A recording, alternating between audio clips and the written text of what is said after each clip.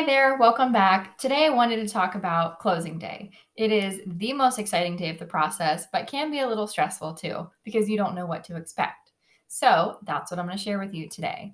So, leading up to closing, your realtor, your lender, and your title company should all be in touch with you to let you know what to expect.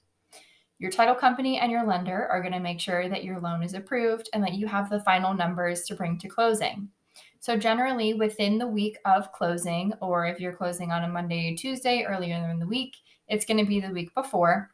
You are going to get a couple emails from them that's going to have your final numbers, your CD or your closing disclosure, as well as potentially an ALTA from the title company that has the breakdown of all of your costs. So, the cost of the home, any credits you were given by the seller, any hand money, deposit, earnest money that you put down, and how much your taxes are, prepaid, and what goes into your loan.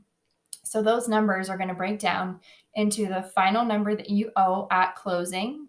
So the everything from that final number of the purchase price, subtracting all of those numbers and what you need in your hand to close. The second number is going to be your monthly payment amount for your mortgage. So generally, your mortgage isn't going to be due for the second month after your closing. So if we're in May right now, it's not going to be until July. So you want to count 2 months, May, June, July.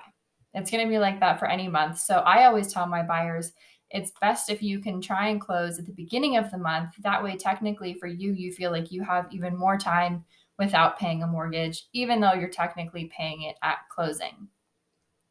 So once you get these final numbers, most of the time you either want to wire your money or you want to get a certified or cashier's check from your bank. A lot of us don't recommend wires because there's a lot of times that they cannot get there on time, especially if it's a holiday weekend, based on where your bank is, or they could get intercepted. So, certified check, cashier's check, any kind of money that's technically certified, already paid for. They do not take personal checks, at least here in Pennsylvania. They don't with the title companies we work with. So you want to make sure that you go to the bank ahead of time and get this check to bring to closing.